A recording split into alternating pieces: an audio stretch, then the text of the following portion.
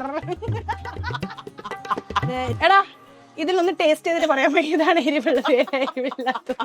ഓ എരിവുള്ളത് പൊടിച്ചോളൂ, പൊടിക്കടി പൊടിച്ചോളൂ. ദാക്ഷായണിയമ്മ നടന്നോളാ, എടുത്തോളാ. പാറുട്ടിമെങ്ങടാ മറപ്പറേക്ക് പറ്റില്ല, വെള്ളം ചൂടാക്കണം. ഞാൻ പുറകിലുണ്ടെന്ന് വിചാരിക്കുക. കാർത്തിയാനി നടന്നോ? ഞാൻ നടന്നു അങ്ങോട്ട് വിചാരിക്കുക, എന്നിട്ട് മുമ്പിൽ അങ്ങോട്ട് നടന്നോളൂ. ഈ അച്ചാറിന്റെ ലുക്ക് കണ്ടാ വൈകുന്ന വെള്ളം വരുന്നു. സൂപ്പർ.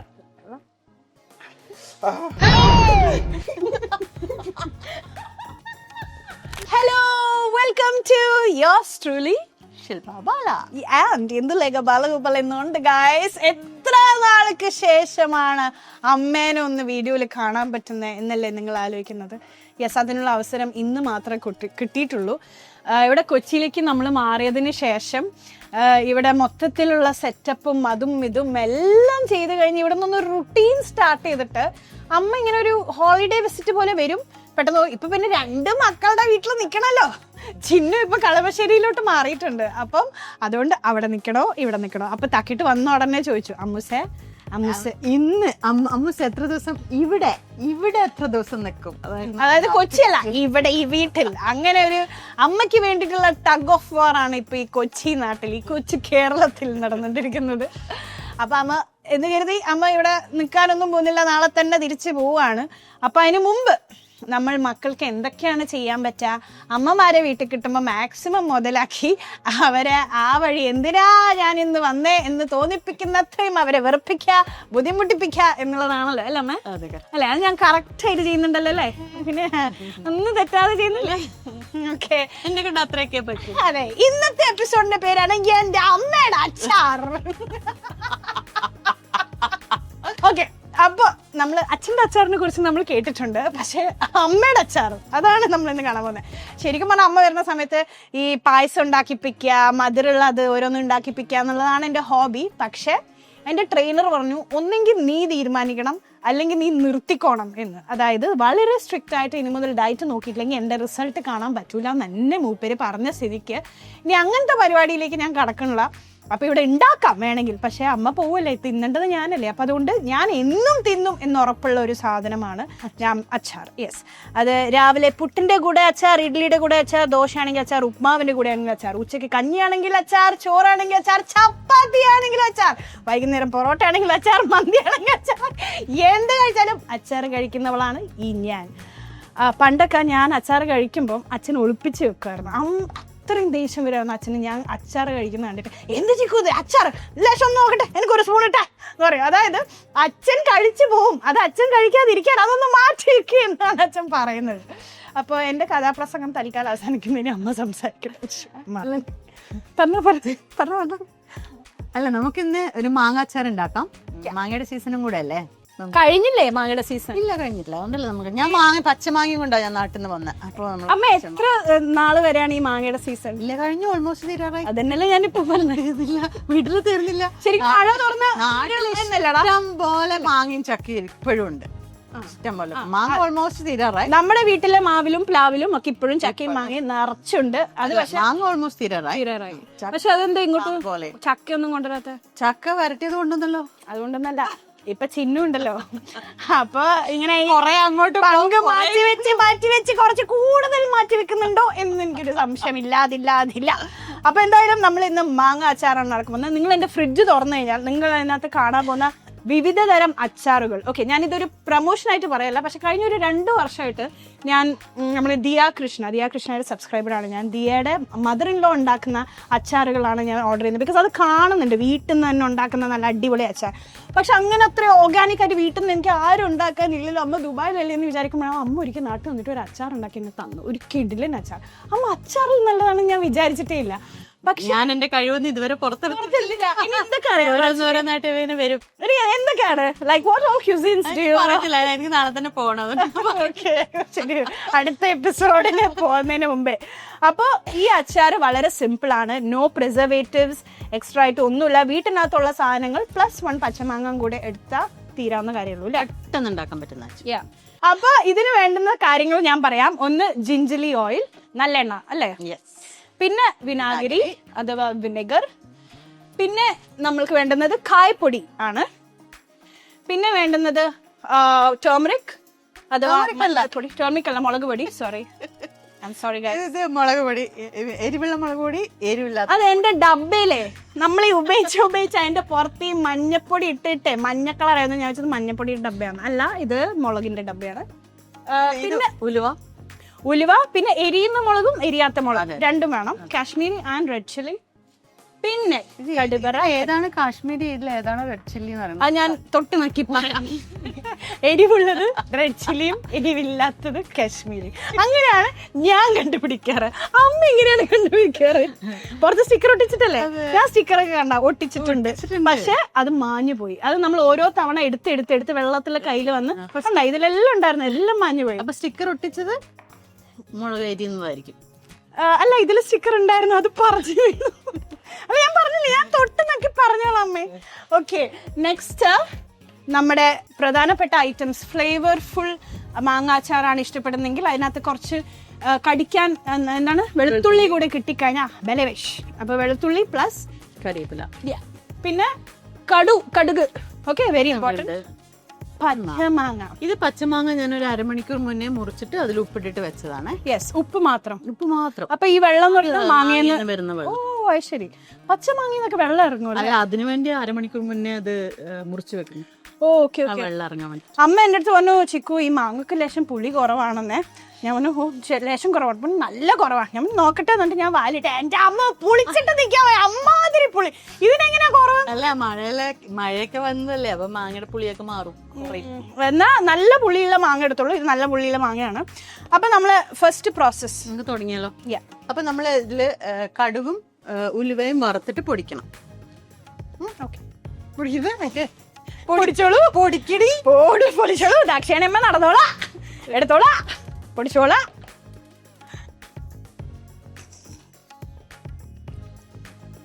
കടുക് പൊട്ടണ്ട, കടുകൊന്ന് ചൂടായാൽ മതി പൊടിക്കാൻ വേണ്ടിട്ട്. ഓക്കെ, ഇതിപ്പം ഒരു ബോട്ടിലുള്ള അച്ചാറല്ലേ നമ്മൾ ഇടുന്നത്? കുറച്ചേ ഉള്ളൂ, മാങ്ങ. അപ്പൊ ഈ പ്രിസർവേറ്റീവ്സ് ആഡ് ചെയ്യാത്തോണ്ട് ഇതിന്റെ പുറത്ത് വെച്ചാൽ ചീത്തയായി പോകും? ഇല്ല, നമ്മൾ വെള്ളമൊന്നും ചേർക്കുന്നില്ലല്ലോ മോളെ, അപ്പൊ അതുകൊണ്ടൊന്നും ചീത്തയാവും. ഒരു മാസമൊക്കെ വിനാഗിരി ഒഴിക്കുന്നുണ്ട്, അതുകൊണ്ട് പെട്ടെന്ന് ചീത്തയാവുന്നു. ഫ്രിഡ്ജിലിടണോ? ഫ്രിഡ്ജിൽ വെച്ചാൽ കുഴപ്പമില്ല, പക്ഷേ വെക്കണം. ഇവിടെ ആകുമ്പോ ഒരു മാസത്തേക്ക് കൊണ്ടുവരുന്ന അച്ചാറെല്ലാം 10 ദിവസത്തിൽ തീരാറുണ്ട്. യെസ്, ഇവിടെയുള്ള പലതരം അച്ചാറുകളിൽ ഒരെണ്ണം ഞാൻ പറഞ്ഞില്ലേ, അന്ന് ഞാൻ എപ്പോഴും വാങ്ങിക്കുന്ന ഒരു അച്ചാർ. പിന്നെ ബാവച്ചിയുടെ അമ്മ, ഭാവനയുടെ അമ്മ ആൻറ്റി ഉണ്ടാക്കുന്ന അച്ചാറുകൾ സോയം. ഞാൻ എൻ്റെ ജീവിതത്തിൽ ആദ്യമായിട്ട് ഗ്രീൻ ആപ്പിൾ അച്ചാർ കഴിച്ചിട്ടുള്ളത് ആൻറ്റി ഉണ്ടാക്കുന്നതാണ്. ഗ്രീൻ ആപ്പിൾ കൊണ്ട് അച്ചാർ, പല ഫ്ലേവർ, ലൂബിക്ക, ഇങ്ങനത്തെ അച്ചാറുകളൊക്കെ ഉണ്ടെന്ന് ഞാൻ അറിയുന്ന അവിടെ പോയതിന് ശേഷം. അപ്പം അങ്ങനെ കുറേ സംഭവങ്ങൾ, കൊണ്ടാട്ടം, അതൊക്കെ ഉണ്ടാക്കും ആൻറ്റി. അപ്പം ആൻറ്റിയുടെ അടുത്ത് പോയി കഴിഞ്ഞാൽ ഒരു ചാക്ക് നിറയെ സാധനങ്ങൾ ഞാൻ ഇവിടെ വെക്കും. കഴിഞ്ഞ വർഷം ബാച്ച് വന്നപ്പം പഴുത്ത മാങ്ങയുടെ അച്ചാറും എണ്ണ മാങ്ങ എന്ന് പറഞ്ഞിട്ട് ഒരു അച്ചാർ, ഉണക്ക മാങ്ങ വെച്ചിട്ട് ഉണ്ടാക്കുന്നത്. എൻ്റെ അമ്മോ, എന്തൊരു ടേസ്റ്റാ. അതും ഓൾമോസ്റ്റ് കഴിഞ്ഞു. പഴുത്ത മാങ്ങ അച്ഛൻ ദുബായിക്ക് കൊണ്ടുപോകണം നാളെ. അപ്പോൾ ഞാൻ വിചാരിച്ചു, അപ്പോൾ ഫ്രഷ് ആയിട്ട് അടുത്ത സ്റ്റോക്ക് റെഡിയാക്കി വെക്കാൻ സമയമായി. അതാണ് ഈ സ്റ്റോക്ക്. അപ്പോൾ ഉലുവ നമ്മൾ വറുത്തു, കടുക് വറുത്തിട്ട് മിക്സിയിലിട്ട് വെച്ചു. ഓക്കെ, അപ്പോൾ ഞാൻ കാണിച്ചു തരാം. ഇത്ര കടുക് ഡ്രൈ റോസ്റ്റ് ചെയ്ത്. ഡ്രൈ റോസ്റ്റ് ചെയ്ത് ഇങ്ങനെയൊക്കെ സ്മെല്ലാവും അല്ലേ? അത് ഇതിന്റെ സ്മെല്ല് വരുന്നതാണോന്ന് അറിയില്ല. എന്തോ കൊള്ളാം. നമുക്ക് ഒരു ഹോട്ടലിലൊക്കെ കിട്ടുന്ന ഒരു സ്മെല്ല് പോലത്തെ ഒരു ഉലുവ അല്ലേ?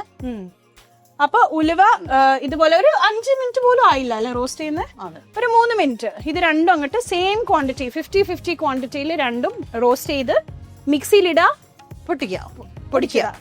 അപ്പൊ നമ്മളിപ്പോ നല്ലെണ്ണ ഒഴിക്കുകയാണ്. നല്ലെണ്ണ എന്തുകൊണ്ടാണ് അമ്മ നല്ലെണ്ണ എന്ന് പറയുന്നത്? നല്ലെണ്ണ ആയതുകൊണ്ട് ഭംഗിയില്ലേ കാണാൻ? അതല്ലല്ലോ, നല്ലെണ്ണയിൽ അച്ചാറിട്ടാൽ അതിന് പ്രത്യേക ഒരു സ്വാദ്. നമ്മൾ വെളിച്ചെണ്ണയിലും ഇത് ആക്കാം, പക്ഷെ നല്ലെണ്ണയാണ് ഒന്നുകൂടെ സ്വാദ്. നല്ലെണ്ണ ശരിക്കും വേറെ എന്തിനൊക്കെ ഉപയോഗിക്കാം? നമ്മൾ വിളക്ക് വെക്കാൻ ഉപയോഗിക്കും. നമ്മളിതില്ലേ ലെമൺ റൈസ്, ജീര റൈസിനൊക്കെ, ഈ നോർത്ത് ഇന്ത്യൻ ഡിഷസിനൊക്കെ ഒരു സ്മെല്ല് അതിന്റെ വരും. ഓക്കെ, ഈ എണ്ണ തന്നെ നമ്മളുടെ ഫുഡിന്റെ ടേസ്റ്റ് നല്ലോണം മാറ്റും അല്ലേ? എന്ത് ടൈപ്പ് ഓഫ് എണ്ണ യൂസ് ചെയ്യുന്നതിന്.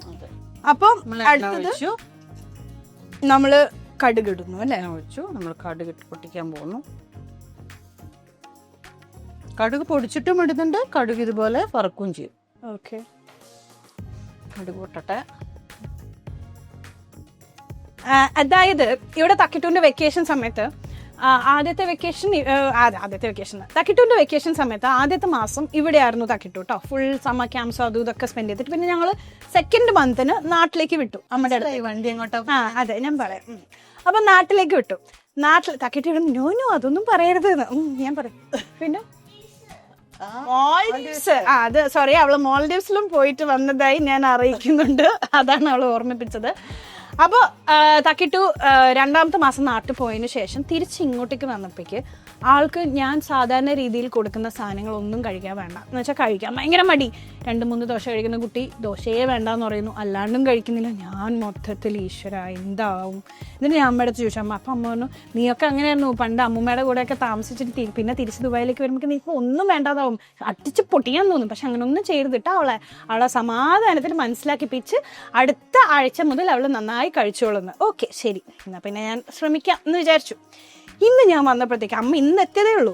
അപ്പോൾ ഞാൻ നോക്കുമ്പോഴത്തേക്കേ പെട്ടെന്ന് ഞാൻ അങ്ങോട്ടും ഇങ്ങോട്ടൊക്കെ നടക്കുമ്പം പെട്ടെന്നേ തക്കിട്ട് ഫുഡ് കഴിച്ചുകൊണ്ടിരിക്കുകയാണ് അവിടെ. കണ്ടോളൂ, ഈ മുഖമൊന്നും കണ്ടോളൂ, ഞാൻ ബ്ലോക്ക് ചെയ്യുന്നില്ല. തക്കിട്ടും ഇങ്ങനെ ഫുഡ് കഴിച്ചുകൊണ്ടിരിക്കുന്നു. അമ്മ തൊട്ടപ്പുറത്തിരിക്കുന്നു. ഞാൻ ഇങ്ങോട്ട് നോക്കിയിട്ട് ഇങ്ങനെ നോക്കുമ്പോഴേക്കേ അമ്മ പെട്ടെന്ന് ഇങ്ങനെ. ഞാൻ ചോദിച്ചാൽ അമ്മയ്ക്ക് എന്തായി, അമ്മ എന്താ ഉറങ്ങണേ? പെട്ടെന്നുണ്ട് അമ്മ എന്നിട്ട് എന്നൊക്കെ ആക്കുന്നു. അപ്പോഴേക്കും എൻ്റെ മോളുണ്ട് ഒരു ഉണ്ട എടുത്ത് വിഴുങ്ങുന്നു.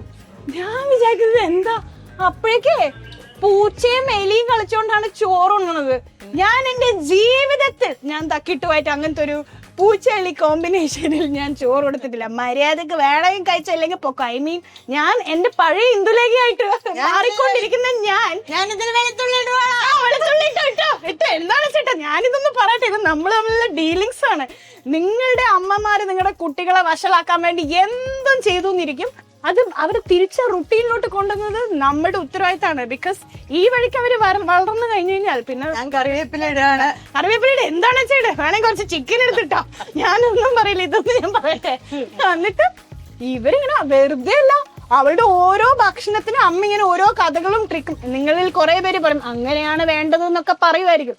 പക്ഷേ ശരിക്കും എന്നെ പോലത്തെ അമ്മമാർക്ക് അതിന്റെ ഒരു ഇത് മനസ്സിലാവില്ല. കുട്ടിക്ക് നല്ല സ്വാദുള്ള ഫുഡ്. പണ്ട് ഞാനും സ്വാദുള്ള ഫുഡ് കഴിച്ചോട്ടെ എന്ന് വെച്ചിട്ട് എന്റെ കൂടെ ഒന്നും കഴിച്ചിട്ടില്ലല്ലോ. പൂച്ചേലി ആമയും കഴുതയൊന്നും.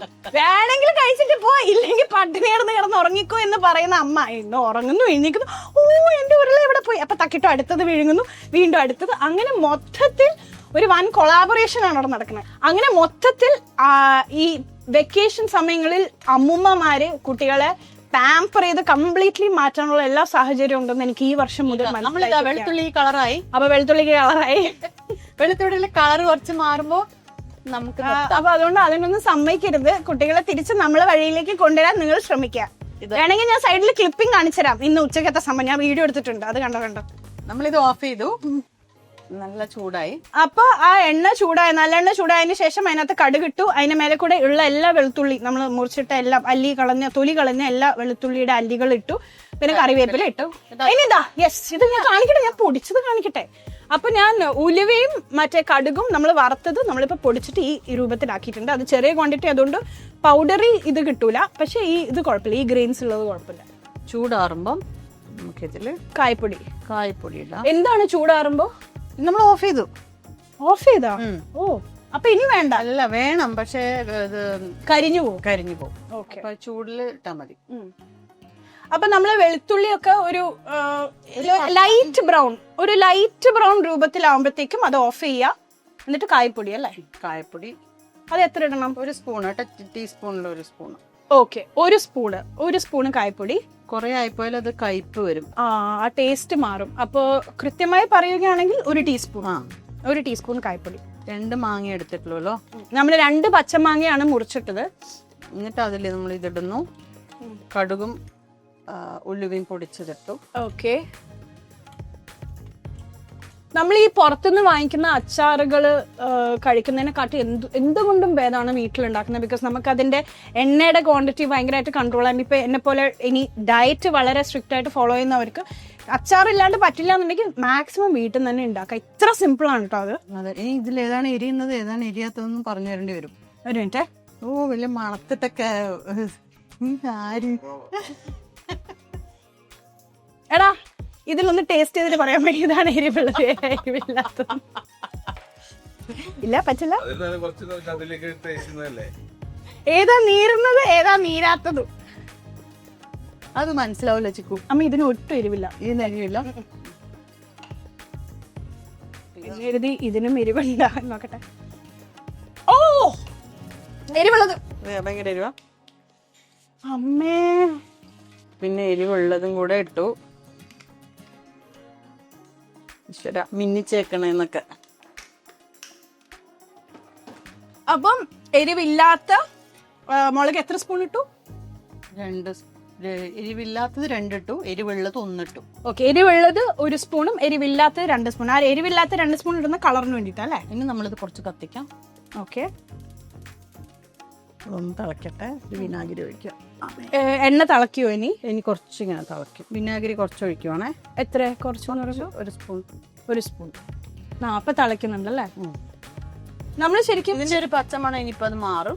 നമ്മൾ നോൺ സ്റ്റിക്കിലാണോ ഇത് ഉണ്ടാക്കുന്നത് ബെറ്റർ, അതോ ചട്ടിയിലാണോ, അതോ എങ്ങനെയാ? നോൺ സ്റ്റിക്കാണ് ബെറ്റർ. നോൺ സ്റ്റിക്കാണ്. ഓക്കെ. എന്നാ മുളകൊന്നും അങ്ങനെ കരിയൂല. ഓ എൻ്റെ അമ്മോ, നല്ല അടിപൊളി കളറ് കണ്ടോ? ആ അച്ചാറിന്റെ കളറ് കാണുമ്പോൾ തന്നെ നമുക്ക് കഴിക്കാൻ തോന്നും. ശരിക്കും പറഞ്ഞാൽ ഇത് വെളുത്തുള്ളി അച്ചാറായല്ലോ അല്ലേ? അതെ. ഇനി ഇതിൽ മാങ്ങ ഇട്ടാ മാങ്ങ അച്ചാറായി. കഴിയും നമ്മള് വേണ്ടി. ഇതിപ്പോ നല്ല പിന്നെ തിളച്ചു. അതിന്റെ പച്ചമണവും ഇതൊക്കെ മാറി. നമ്മൾ ഇതിന് അതേപോലെ അങ്ങനെ തന്നെ ഒഴിക്കും. ഓക്കെ, അതിന്റെ വെള്ളത്തോടെ. ഓ വെള്ളത്തോടെ ഇടും അല്ലേ? ഓക്കെ. അത് നമ്മൾ ഗ്ലാസ് കുപ്പിയിലാണോ ഇത് ഇട്ട് വെക്കുന്നത്? ഗ്ലാസ് ആയ ബെറ്റർ. ബെറ്റർ.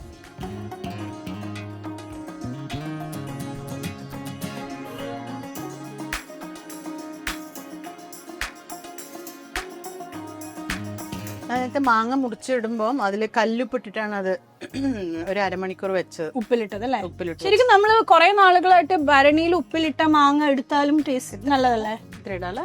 ആ കേട്ടോ, 1/2 സ്പൂൺ. ഞാൻ കുറച്ച് ഉപ്പ് കുറവാന്ന് ഫീൽ ചെയ്തു, അപ്പൊ നമ്മൾ എക്സ്ട്രാ ഉപ്പ് ഇട്ടിട്ടുണ്ട്. നിങ്ങളത് നോക്കിയിട്ട് ഇട്ടാൽ മതി കേട്ടോ. കാരണം മാങ്ങ ഉപ്പിലിട്ടതാണ് എടുക്കുന്നുണ്ടെങ്കിൽ ഉപ്പിന്റെ ക്വാണ്ടിറ്റി ഒന്ന് ബാലൻസ് ആക്കണം. ശരിക്കും ഉപ്പിലിട്ട മാങ്ങ നമ്മൾ ഉപയോഗിക്കൂലേ അല്ലേ അച്ചാറുടെ? ഉപ്പിലിട്ട മറ്റേ കടുമാങ്ങ ഉണ്ടാക്കൂലേ, കണ്ണിക്കടുമാ. ഓക്കെ, അങ്ങനെ. ഇതിപ്പോ നമ്മൾ അരമണിക്കൂറിൽ ഉണ്ടാക്കിയില്ലേ? ആ അതെ, നല്ല ഉഗ്രൻ ലുക്കാണ്.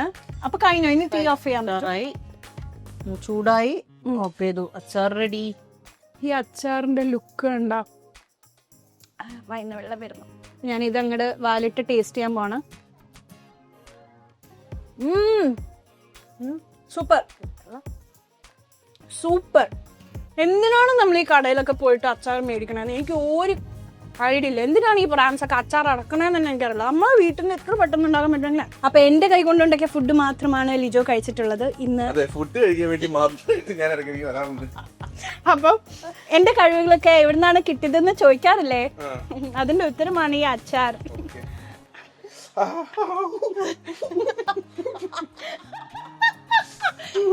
എനിക്ക് എന്റെ മനസ്സിലുണ്ടായിരുന്നു. ഇല്ല ഇല്ല, അത്ര ചൂടില്ല. നീ ഓറാക്കല്ലേ, കഴിച്ചോക്ക്. സാധാരണ അച്ചാർ ഞാൻ കഴിക്കാറില്ല. എന്നാലും കഴിച്ചോക്ക്, വീട്ടിലുണ്ടാക്കിയല്ലേ. No harm. No harm, no side effects. No harm. നല്ല ചോറുണ്ടായിരുന്നെങ്കിൽ. ചോറുണ്ട്. ഉച്ചക്ക് വന്നപ്പോ ചോദിച്ചായിരുന്നു ചോറ് മീൻകറി ഉണ്ടെന്ന് പറഞ്ഞാൽ വന്നത്. ചോറും മീൻകറി ഉണ്ട്, കഴിച്ചിട്ട് വന്നാൽ മതി. വന്ന ഉടനെ ഞാൻ പറഞ്ഞു ഞാൻ ചെറുതായിട്ടൊരു മന്തി കഴിച്ചു. ഞാനല്ല പറഞ്ഞു, അവനല്ല അറിഞ്ഞ. അപ്പൊ ഈ കഴിച്ചില്ലേ? ഞാൻ കഴിച്ചു. അവന് മന്തി കഴിക്കുന്ന ആഗ്രഹം പറഞ്ഞപ്പോ സഫലീകരിക്കാൻ പോയതാ. ഞാൻ എന്നിട്ടും പറഞ്ഞു ഈ ബേച്ചില് ചോറും മീൻകറി ഉണ്ട്, പോകുമ്പോ അതും കഴിക്കാന്നു. ഓ, ആ കുറച്ചു നേരം കഴിഞ്ഞ് കഴിക്കാന്നല്ലേ? വിഷ്ണുട്ടാ കുറച്ച് അച്ചാർ എടുക്കുന്നു. വേണ്ട, അച്ചാർ അലർജിയാണ് എന്റെ ഭർത്താവിന്. അപ്പൊ നല്ല വീട്ടിൽ ഉണ്ടാക്കാൻ വെറും 15 മിനിറ്റ്സ് മാത്രം എടുക്കുന്ന അച്ചാർ, അതാണ് ഇപ്പൊ നിങ്ങൾ കണ്ടത്. ഒടുക്കത്തെ ടേസ്റ്റാ. പിന്നെ എനിക്ക് കുറച്ചൊക്കെ ഒരു ഉപ്പ് ടേസ്റ്റ് വേണം. പക്ഷെ ചിലവർക്ക് ഉപ്പ് കുറച്ച് കുറവായിട്ട് കൺസ്യൂം ചെയ്യുന്നവർക്ക് ചിലപ്പോൾ ഇത് ലേശം കൂടുതലായിട്ട് തോന്നിയിട്ടുണ്ടാവും. പക്ഷെ എനിക്കിത് കറക്റ്റ് ആട്ടോ. പിന്നെ ഞാനാണല്ലോ കഴിക്കുന്നത്.